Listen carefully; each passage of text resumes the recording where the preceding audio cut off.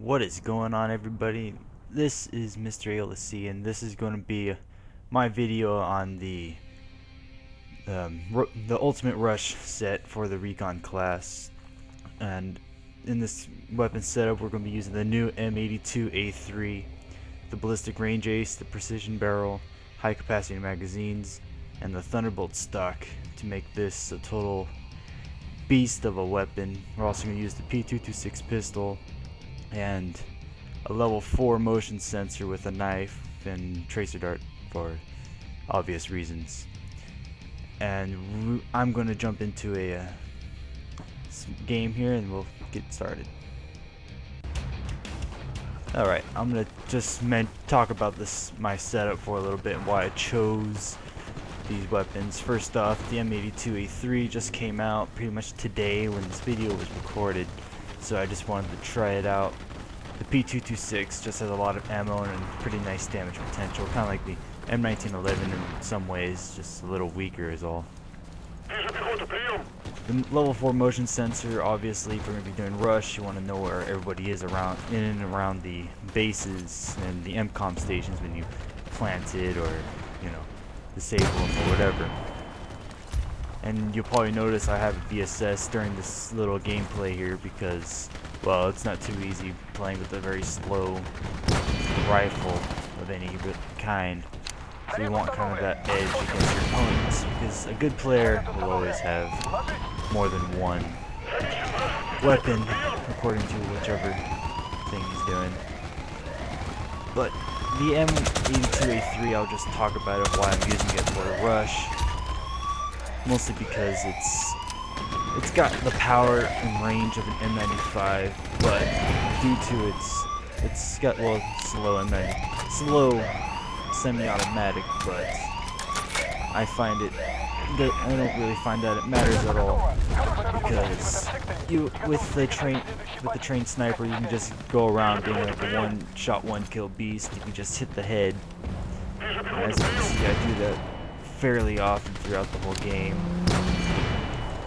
But the P226, when you're using the P226, obviously, if your gun is reloading and or if, for example, someone gets too close or there's too many people, you can just whip out the handgun and just take out a few people. And with those 18 rounds, if you get some nice shots in, you can take out at least 2 or 3 different people with just a single magazine, which is always nice. The knife, everybody knows, it does a nice kill if you get close, and if it actually works anyway. I find the knife to be very, very bad in some situations. It never really works for me. Tracer dart is pretty much useless besides the tracing of the APCs or the Jeeps later in the gameplay, if you get to the APCs.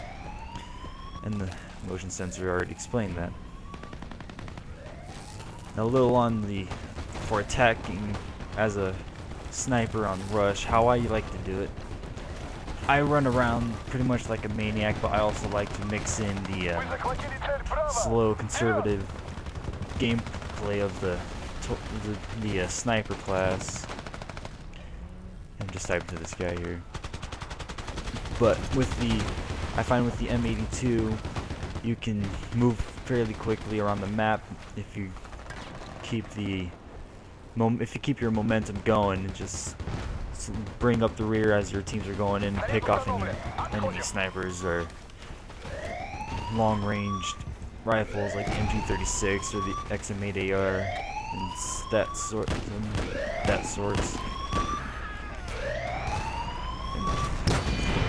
Let's see, I'm running out of things to say here. Right here.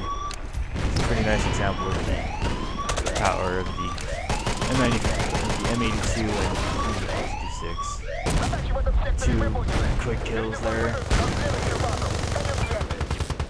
And I think I'm going to talk a little about the training points that I set up for this class. The training points you set up for the class really varies and depends on how you like to play the game, and even how many training points you have left anyway. In this video I'm level 30, so clearly I have obviously the maximum amount of points you can get in the whole game. about 29 as of now. So like, you know, I can have like a total advantage training point wise over my enemies and everything. And for training points, I like to put all of your training points into your motion sensor, so you can cover a large area with it, so you can tell where enemies are moving and what direction they're facing for whoever walks into it. Also, for rush, I like to put all of the rest of the training points after the 4 into the motion sensor. Put the rest of them into the combat. What was that? So you have equipment expertise, and I think it was combat expertise or something. But you can put points in all of those. I like to put the first 5 into the. You know what? Never mind. I don't know what I'm talking about anymore.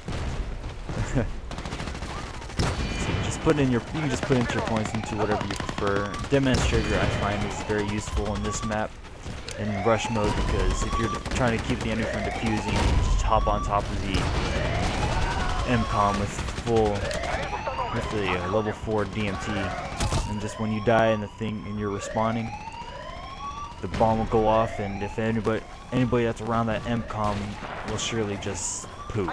You know, there could be 6 guys around that. DMT will take all 6 of them out if they're too close. Back to the M82A3. Again, you can get some really nice shots with this gun. It's kind of much like the M95. And as you can see, I'm just really getting some nice shots here. Constantly.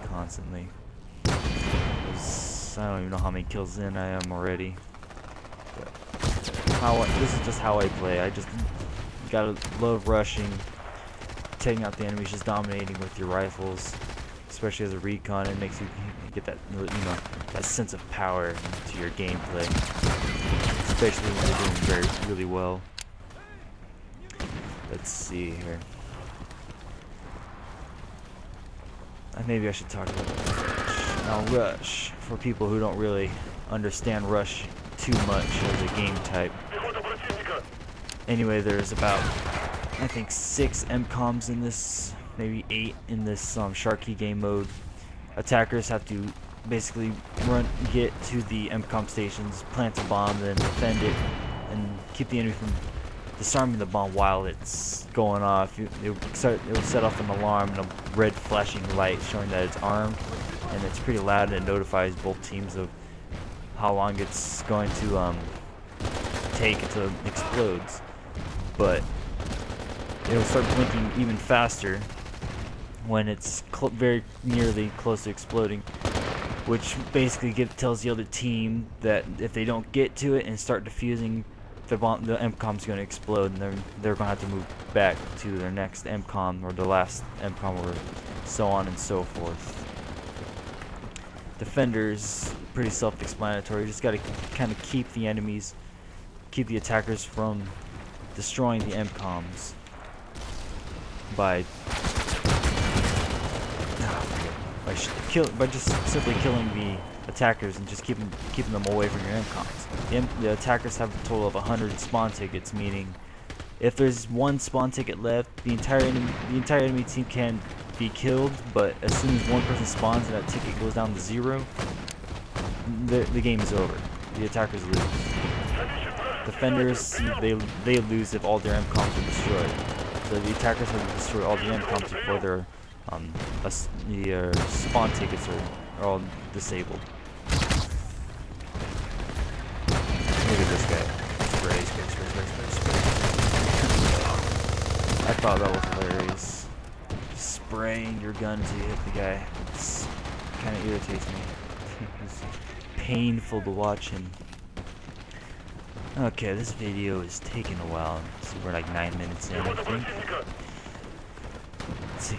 Now the VSS, I'm only really using the VSS in this setup, even though I'm really focusing on advertising the M82 and the P226 pistol. I have the VSS in this gameplay because I was playing earlier, and I wasn't really doing entirely too well the 82 by itself, mostly because, you know, it's a slow rifle, it's strong, but it's just slow. It doesn't have that one-shot, not one shot, the multi-shot ability, kind of like the SVD and the M110 with fast rate of fire. So, you know, it's always smart to carry a VSS so you can do something like what you just saw.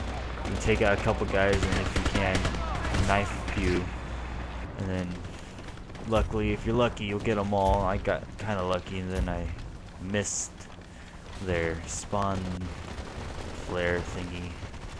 So that kind of screwed me over. But with the deathmatch sugar, you saw again, it took out a couple guys and damaged a whole lot of others. That was a nice shot, I think. But I hate this. Ooh, that's the thing about the knife. Jump, stab, which is just, I find ridiculous. It's a perfect example of using P226. Shoot a guy, if he doesn't go down, you just whip out the pistol really fast and take him out very quickly. Well, one thing I should mention about the M82, because it's a slow bolt action or a slow semi-auto, you might not know when you can shoot again because it's slow. After you shoot around, you will hear a small click noise when you fire the round, or after you fire the round. So when you fire, you gotta wait a few seconds, and then you'll hear this click telling you you're cleared to fire the rifle again, and then you'll be able to send off your next round. So, and in this gameplay, of course, we're not really doing too well. We're trying our hardest to get to B, but it's just there's too many of them playing up on that second floor where the MCOM is. It's impossible to get up those stairs.